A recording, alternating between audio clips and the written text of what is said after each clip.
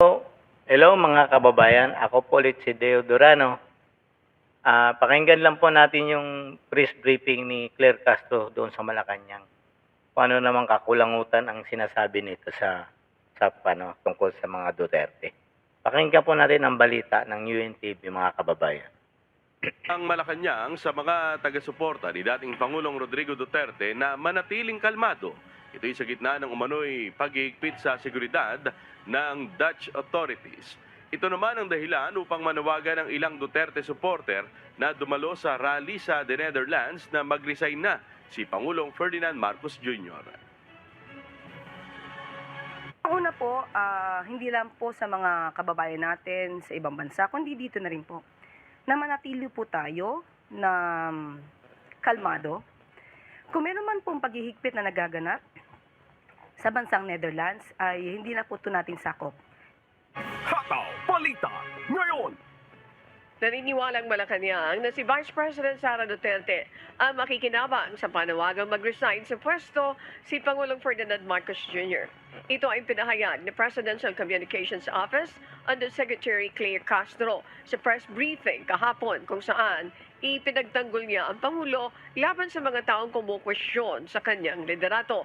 Ayon kay Palace Press Officer Undersecretary Claire Castro, mas mahihirapan ang bansa kung ang mamumuno ay isang tao na maraming sekreto, partikular na ang usapin sa pondo. Ayan, tingnan nyo mga kababayan. Ang sabi nila, ang makikinabang daw si BP Sara. Hindi po ang makikinabang si BP Sara mga kababayan. Ang makikinabang po dyan, tayong mga Pilipino. Tayo po.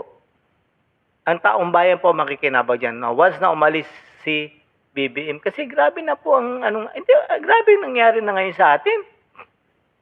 Kalipot kanan na yung krimen. Holdapan, bentahan ng shabu. Ang shabu, ang nagsashabu, nasa Facebook na. Yan po ang dyan. Kaya, bakit ganon ang nangyayari sa bayan natin ngayon? Kasalanan ba ni BP Sara yan? Sino ba presidente natin? Di ba? Sila. Kaya nga, ang taong bayan na mismo nananawagan na mag-resign na siya. Kasi kaliwat kanan ho ang nakawan sa gobyerno ngayon. Hindi lang ho milyon, bilyong pera. Di umano. Ang insertion nila doon sa BICAM. Di ba po? Oh. Saan ang pera ng PhilHealth? Saan ang pera doon sa SS? Saan ang pera ng JSIS? Saan ang pera ng Maharlika Fund? May binabalita ba sila doon? Wala hong binabalita tungkol doon sa mga pera na yun, sana napunta. Paano hindi masasabi na mag-resign na siya? Sige nga po. Tayo pong, ang pera ng PhilHealth, individual po na nagtatrabaho sa private company yun. Hulog po yun. Personal po yun. Ang sa kanila doon, subsidy lang. Tinanggalan pa nila ng subsidy ang para sa gobyerno, para sa mamamayang Pilipino. Yun talaga, yung pera na yun, pera ng hulog ng mga tao nagtatrabaho sa gobyerno yun, mga kababayan. And yet, hindi nila may paliwanag kung saan napunta na yung bilyong-bilyong pera doon. Oh. Ngayon, ang pera ng SS na kinuha nila ng 62.2 billion. Oh. Saan napunta? Yung sa GSIS, yung sa Land Bank. Oh. Diba, pera, bilyon-bilyon ho ang pinag-usapan. And yet, yung pera dun sa, in-insert nila dun sa BICAM. Maliwanag pa po sa sikat ng araw yun, nasaan na yung pera dun. Bakit sila nag-insert doon? Tapos sasabihin nila, hindi maghinahon lang yung kababayan dahil, ang makikinabang si BP Sara. Hindi po. Hindi po si BP Sara makikinabang dyan. Tayo pong taong bayan. Bakit? Pag mag-resign si BBM, tigil na po lahat ang ginagawa nila. Makukulong itong mga to pag once talaga mapalitan ang gobyerno kasi kaliwat kanan kaya takot na po silang umalis dyan. Kasi ang plano talaga nila dyan, pag natapos si BBM, Romualdez, pag natapos kung pwede si Sandro. Di ba po? Yun ang plano nila dyan kasi ang may inahabol silang pera dun sa Amerika na bilyon-bilyon, kailangan nilang makuha yun sa loob ng 18 years. O 22 years pa. Yan ang mga lumalabas sa balita. Pero hindi ko lang alam kung confirm yan. Yun ang ano nila. Kung natatandaan po ninyo na nung nakaraang nananawagan sila, yung mga tao na mag-resign siya. Ang sabi pa nga ni BP Sara, na wag, kayo ang may sabi niyan. Di ba? Hindi siya. Wala naman kasing sinasabi ni si BP Sara na mag-resign na siya. Di ba po? Maliwanag po yan. Sinabi ni BP Sara doon sa Netherlands. Hindi siya ang nananawagan. Ang nananawagan po, taong bayan. Kasi sukang-suka na po sa gobernong ito. And yet, ang pinagtatanggol pa nito mga to, ang diversion nila, kaagad, doon sa confidential fund. O sige, magkano bang hinahabol nyo doon sa confidential fund ni BP Sara? 125 million. Nagastos sa loob ng 1 linggo. 11 days. Madali lang sa gobyerno yun, gastusin. Kasi, bakit kailangan ubusin ni BP Sara yung 125 million na confidential fund sa loob ng 11 araw? Kasi po, may deadline po yun. Kailangan po, bago matapos yung taon, maubos yun. Kasi papasok na naman yung budget ng panibagong next year. Yun po yun. Yun po yun, mga kababayan, ang dahilan kung bakit inallocate agad yun ng mabilisan. Pangalawa, hindi naman po si BP Sara ang may problema nito.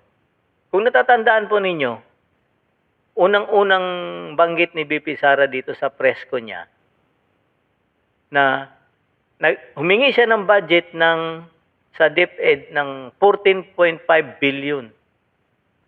Ang natanggap niya is 19.5 billion. Pagkalibas ng ilang araw, may lumapit na congressman sa kanya. Hiningi yung 5 billion. Hindi siya pumayag. Bakit? Hindi naman kasi pwedeng i-repair yung mga eskwelahan pag kinuha mo na yun. Huwag nating to, pera ng bayan ito. Ngayon, doon na nag-upisa. Kung natatanda ninyo, tinanggalan siya ng confidential fund. Kasi, binulgar na niya kung sino yung mga taong naghahandi lang ng budget ng pera natin. Which is, ang sinasabi niya, sila Saldico at si Romualdez. Diba po? Tuloy-tuloy po yun. Tuloy-tuloy na po yun. Simula po doon, nag-resign siya. Lumabas na yung investigasyon sa Quadcom. Lumabas na yung lahat na, inumpisa na nila lahat. Doon na po nag-umpisa yung kaguluhan na ito. Hindi po si BP Sara may dala nito, ng kaguluhan na ito. Tapos kung nanawagan man ng taong bayan na mag-resign, karapatan po ng taong bayan na manawagan na mag-resign sila. Pero hindi naman po si BP Sara ang makikinabang nito. Tayo po. Kasi bakit? Hihinto na po yung nakawan nila sa gobyerno. Kita, hindi nga nila may paliwanag eh. Sige, paliwanag mo yung 4.5 billion na confidential fund ng Malacanang. Sige nga. Oh. Wala nga sa kalingkingan yung inahabol nila kay BP Sara, 125 million na confidential fund.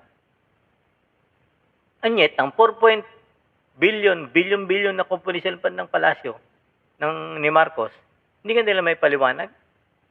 Di ba po? Yan ang mahirap ngayon. Ang mahirap kasi sa atin, mga kababayan, wag po tayong sunod sa gobyerno. Kasi, bakit makikinabang? Dahil siya ang vice-presidente? Tuwa lang natin kung si BP Sara na maging presidente. At sinisigurado ako, hahabulin lahat ni BP Sara yan. Yun ang kinakatakot nila. Kaya ang pinapalabas nila ngayon, si BP Sara yung makikinabang. Talaga naman po kasi siya yung vice-presidente. Kaya nga ang ginawa nila ngayon, pinatapon nila si Pangulong Duterte sa Netherlands para hindi na makakampanya.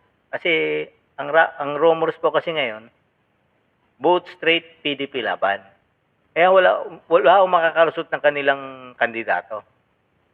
Ganun na po ang takbo ng eleksyon ngayon. Puro PDP laban na po ngayon. Tapos sasabihin nila na most hated president si Pangulong Duterte. Tapos, anyet, makikita ng ICC sa buong mundo na nagralali ang mga Pilipino sa bawat bansa. Ipauwiin si Pangulong Duterte. Yung ba ang most hated ngayon na presidente? Yun ang hindi nila matanggap, mga kababayan. Na sana tayo mga Pilipino na nandito sa Pilipinas, na tayo unang-unang apektado, yung mga OFW na nandoon sa ibang bansa, buhay sila.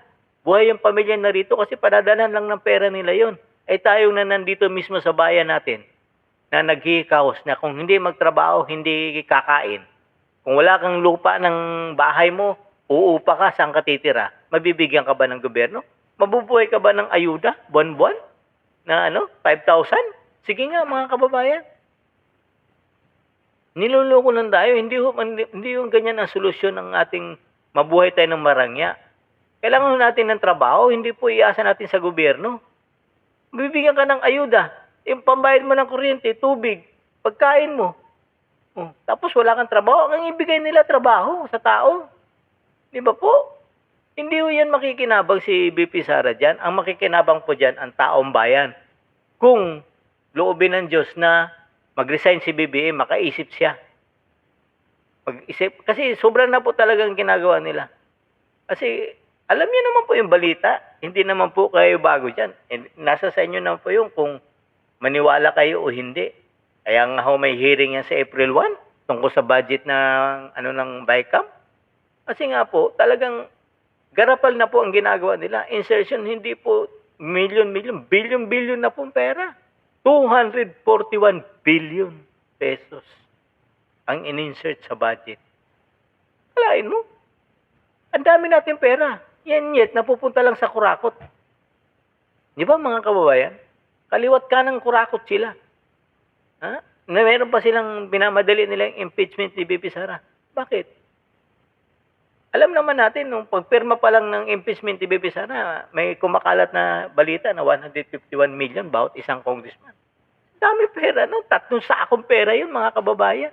And yet, tahimik lang tayo, ng ganito lang tayo, hayaan na lang natin sila.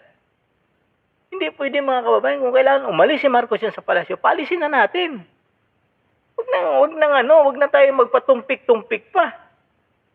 Maniwala ka dyan sa sinasabi ni Claire Castro na magandang buhay natin ngayon. Sino nagsabi sa kanya?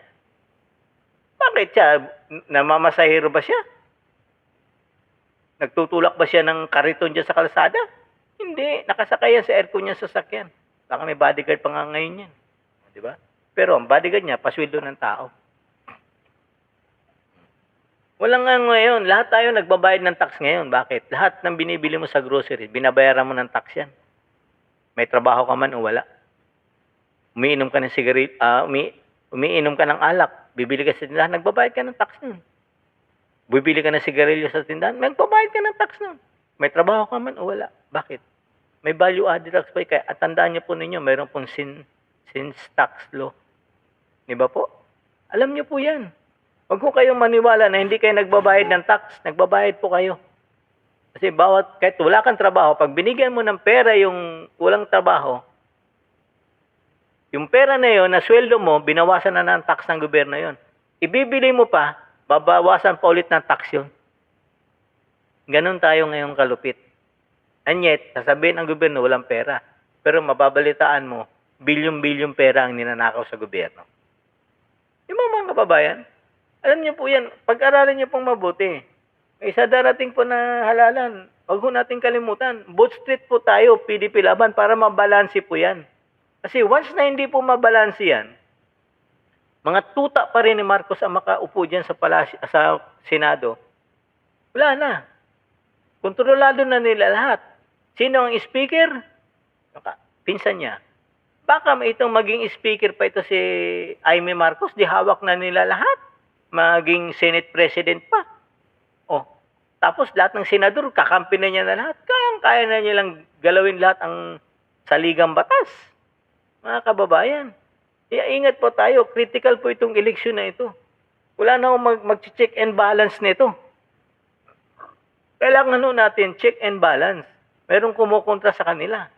Tuwirin yung mga pagkakamali nila. May mag-question. Kasi kung wala na mag-question sa kanila, at tuloy-tuloy ang ligaya nila habang tayo naghihirap. Di ba po mga kababayan? Hanggang dito na lang po muna tayo mga kababayan. Ako po ulit si Deo Durano. Don't forget, both straight PDP laban po tayo mga kababayan. 10 lang yan. Both straight PDP laban. Marami pong salamat at magandang gabi, magandang umaga, magandang tanghali sa inyong lahat. God save the Philippines.